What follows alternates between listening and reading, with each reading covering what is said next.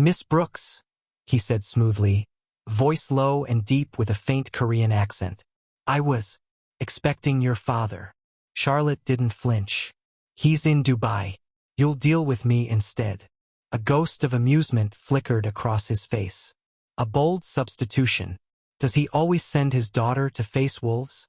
She shot back. "Only when the wolves are pretending to be businessmen." That made him turn fully toward her. A slow, deliberate motion, his gaze sharp enough to cut. "Careful, Miss Brooks. You're on my territory now. And I don't scare easily, Mr. Park." The first time Charlotte Brooks met Ha-Jun Park, she swore she could feel danger breathing. In the same room as her. The elevator doors slid open to the top floor of the Solcorp Tower, Manhattan. Charlotte's heels clicked sharply against the marble floor, each step echoing her irritation. She hated being here. Her father's empire was polished on the outside, but Charlotte knew what ran beneath: black money, blood deals, and whispered partnerships with the infamous Park brothers. The three Korean dons who ruled the East Coast like a shadow monarchy. And now her father had sent her here, alone, to negotiate with the eldest of them, Ha-Jun Park. She hated every second of it. Charlotte adjusted her tailored cream blazer, her confidence sharp as glass as she entered the office. The room was large, minimal, and silent. Floor-to-ceiling windows casting golden afternoon light over black marble and steel. And there he was, standing by the window, dark suit, darker eyes. Ha-Jun Park. His presence was suffocating, power wrapped in calm, danger disguised as elegance. "Miss Brooks," he said smoothly, voice low and deep with a faint Korean accent. "I was expecting your father." Charlotte didn't flinch. "He's in Dubai. You'll deal with me instead." A ghost of amusement flickered across his face. A bold substitution. Does he always send his daughter to face wolves? She shot back. "Only when the wolves are pretending to be businessmen." That made him turn fully toward her. A slow, deliberate motion, his gaze sharp enough to cut. "Careful, Miss Brooks. You're on my territory now. And I don't scare easily, Mr. Park." The air between them thickened. A clash of dominance, pride, and unspoken attraction. Charlotte placed a folder on his desk. "Let's make this quick. I'm not here to play mafia games."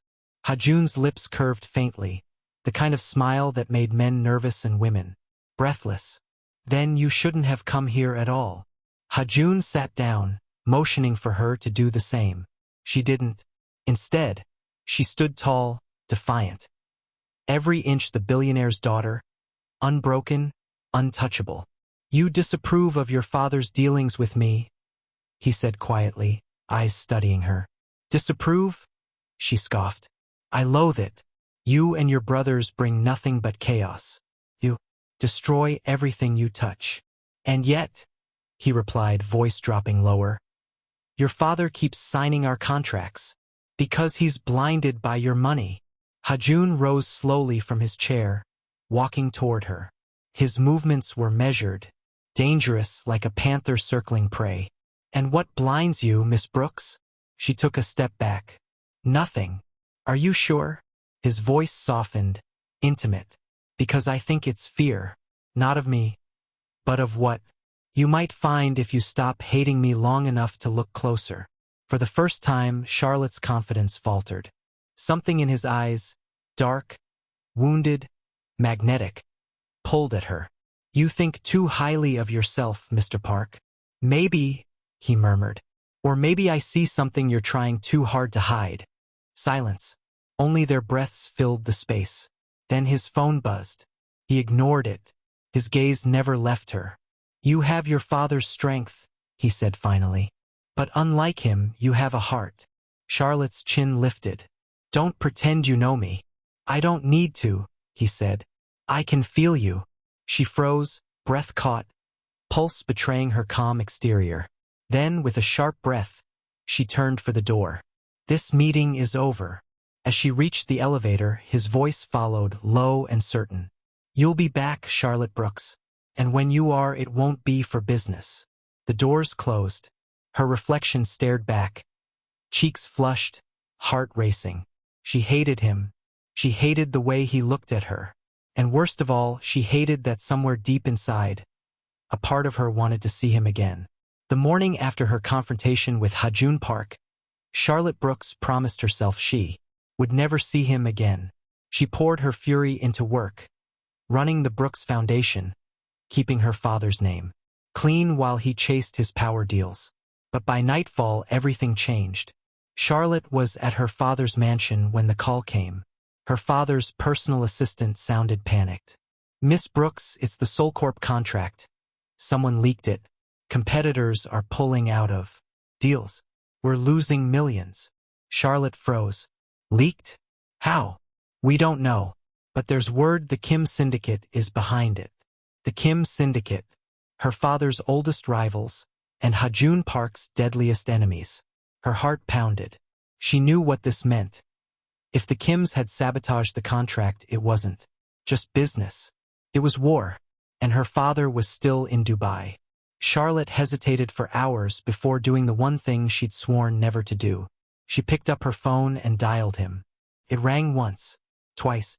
"Charlotte Brooks," came that deep, calm voice. "Didn't expect to hear from you so soon." "Don't flatter yourself," she snapped. "My father's company has been sabotaged. I need your help." "Need," he repeated slowly. "That's a dangerous word." "Hajun, please." She caught herself, realizing she'd said his name like a plea. "It's business. That's all." A pause. Then his tone changed, colder, sharper. "Send me the details. Don't leave your house. I'll handle it." "What do you mean handle?" But he had already hung up. 2 hours later, the quiet neighborhood of Westchester was swarmed by black SUVs. Men in dark suits moved like shadows through the night, silent and efficient. Charlotte stood by the window, clutching her robe, watching as Hajun stepped out of one of the cars. He wasn't wearing his usual tailored calm. He looked ready for war. She ran to the door. "What are you doing here?" "I told you. You called me. Now let me work." His voice left no room for argument. Hajun's men spread through the estate, setting up perimeter guards. Inside he strode, straight to her father's office, scanning the documents, checking the computer. Charlotte followed him, arms folded.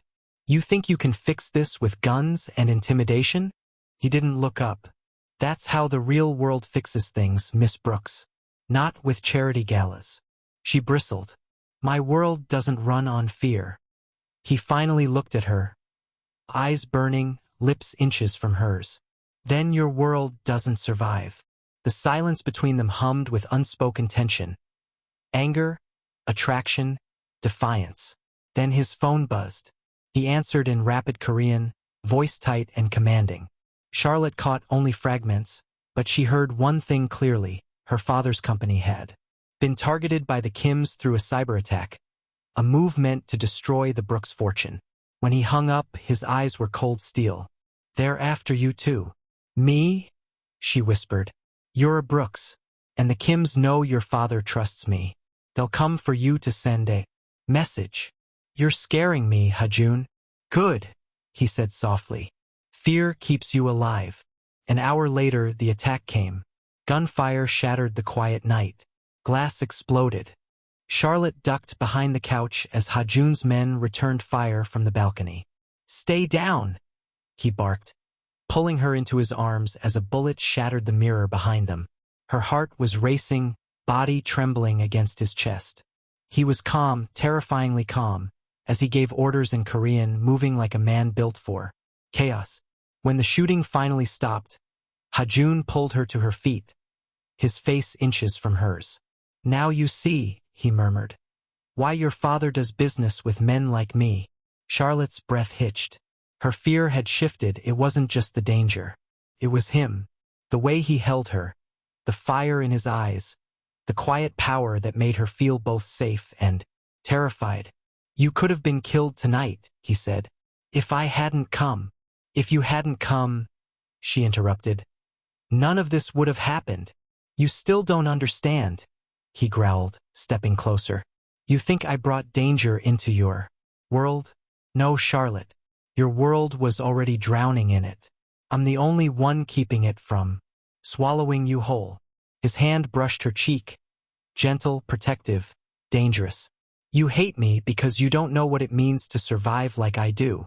She whispered, trembling. And what happens when survival turns into something else? His eyes softened for the first time. Then it becomes something even more dangerous. When the police arrived, Hajun was already gone. Vanished back into the shadows, he ruled. But Charlotte couldn't sleep. His scent still clung to her skin. His words echoed in her mind. She had called the devil for help, and he had come. Now, she wasn't sure if she feared him, or herself. The sun was setting over the New York skyline, casting gold across the black glass walls of the Park Syndicate's headquarters. Inside the top-floor boardroom, 3 men sat around a table. Brothers bound by blood, loyalty, and fear. Hajun, the eldest, the strategist, cold and calculating. Junseo, the middle brother, silent, deadly, his eyes as sharp as the knife he always carried. Chul, the youngest, the genius hacker, all charm and chaos, leaning back in his chair with a half-smile. Hajun was reviewing files, his tone clipped and precise. The Brooks contract must be secured by next week. If it falls through, the Kims will move in. Junseo crossed his arms. You trust Thomas Brooks too much. Men like him don't stay loyal. Hajun's gaze flicked up, cold. He stays loyal because he fears me. Chul smirked. And what about his daughter? The one you keep mentioning like she's just business. Hajun's jaw tightened. She's a distraction. Nothing more. Junseo arched a brow.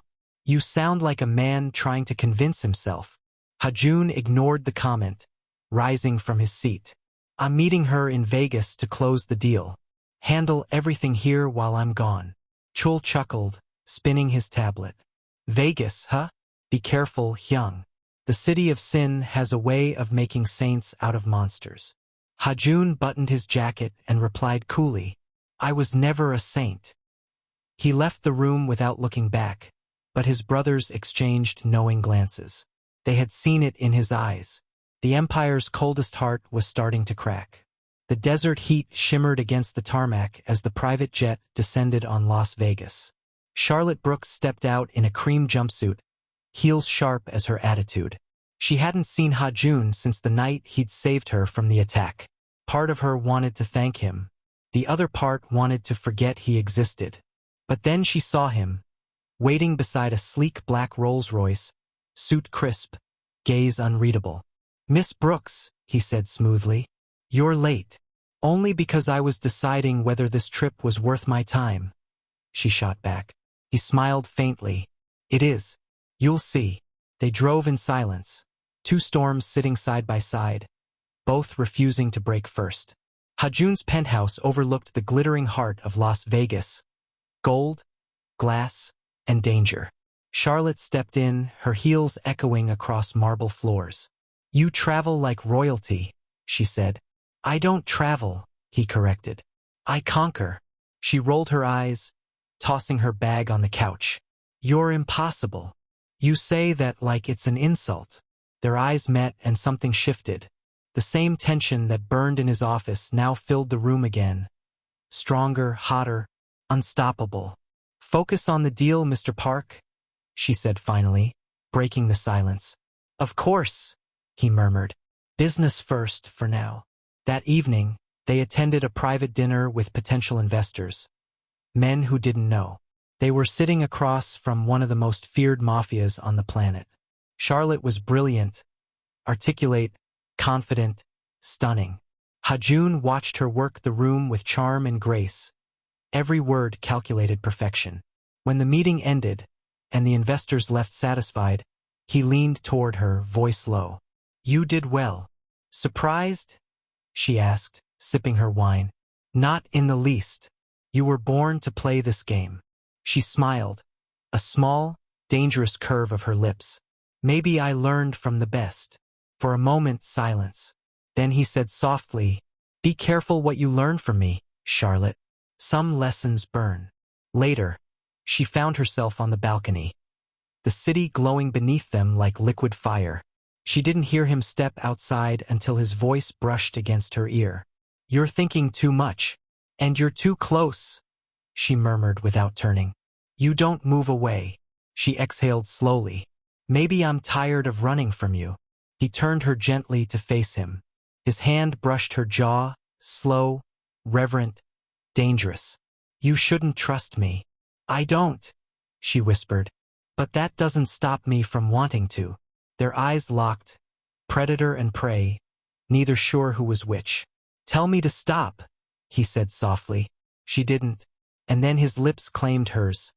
Fierce, consuming, desperate.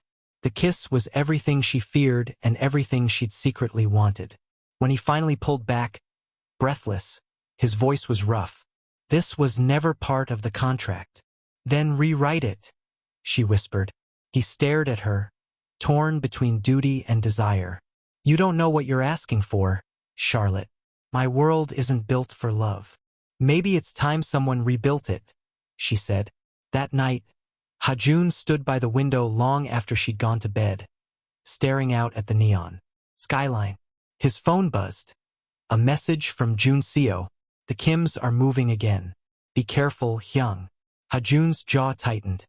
His world was closing in, and now, for the first time, he had something to lose. Las Vegas had never been so quiet. The golden dawn slipped through the penthouse curtains, falling across tangled sheets and silent hearts. Charlotte stirred, the soft satin brushing against her bare skin, the weight of what had happened, sinking in.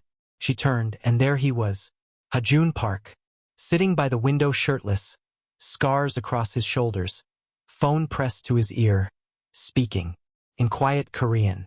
"If Junseo says the shipment was compromised, find out who leaked it," he ordered, his voice low and dangerous. "And if it's one of ours, bury him."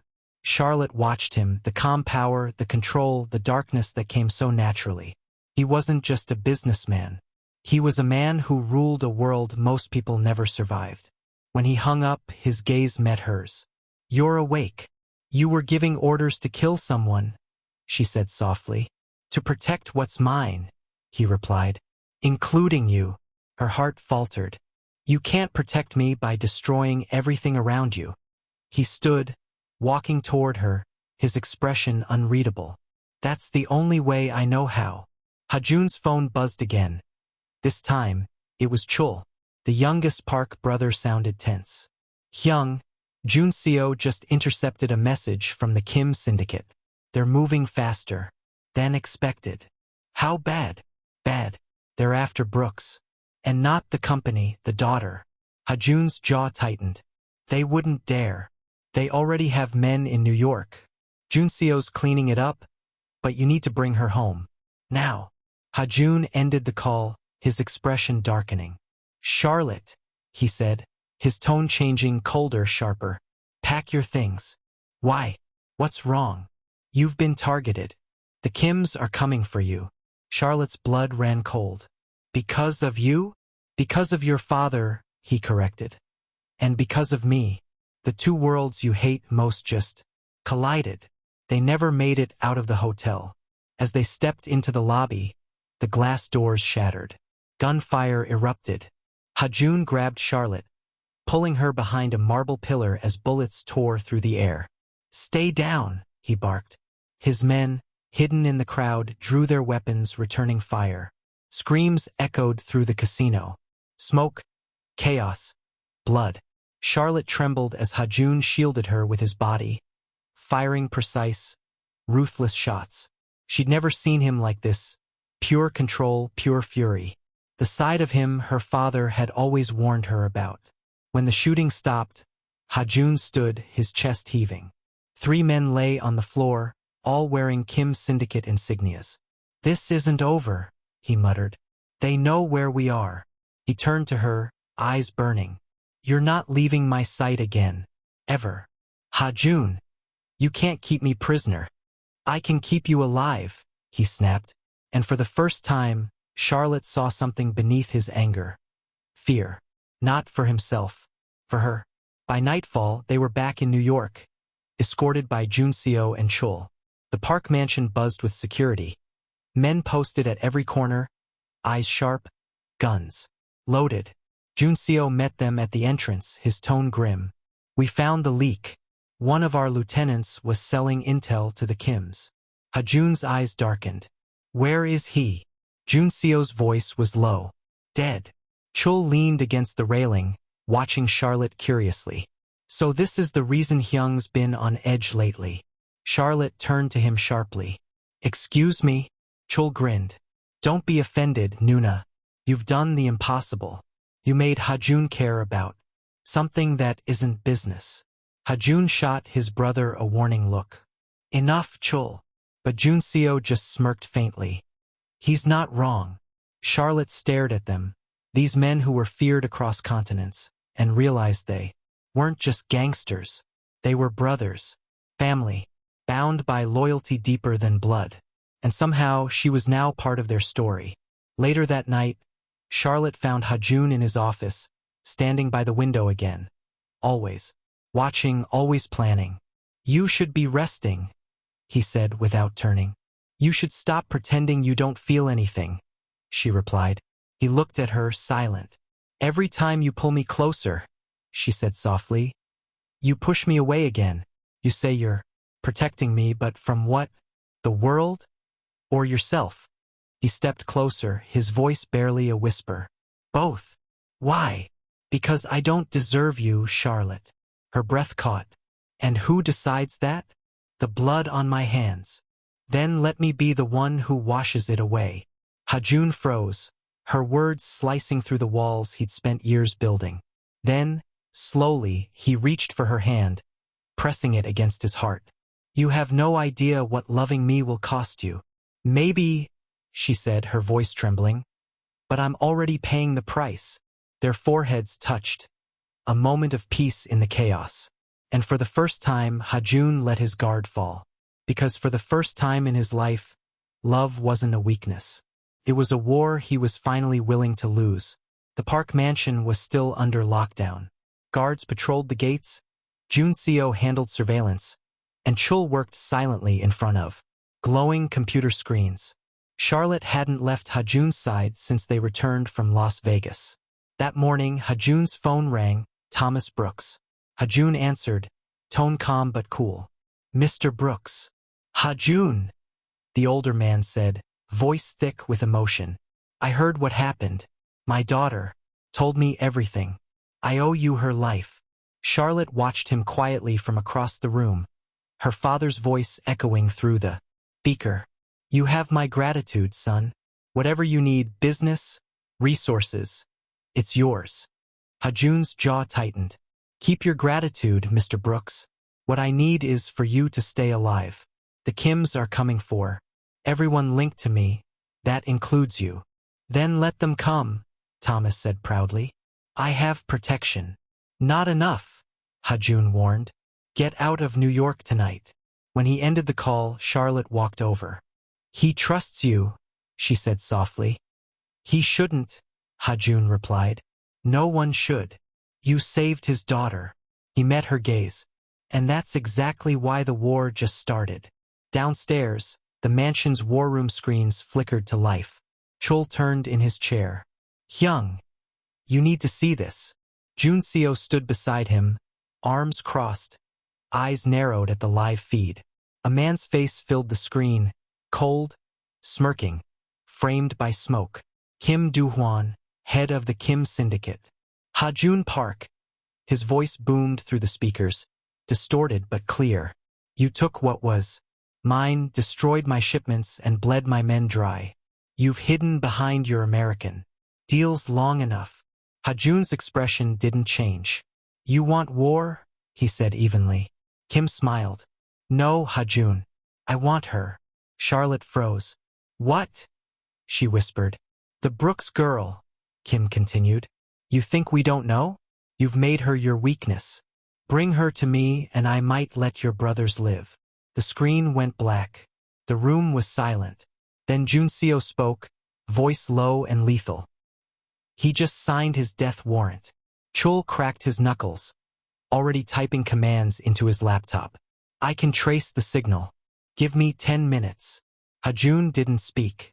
He just stared at the dark screen, fists clenched, the calm in his eyes, breaking into something far more dangerous.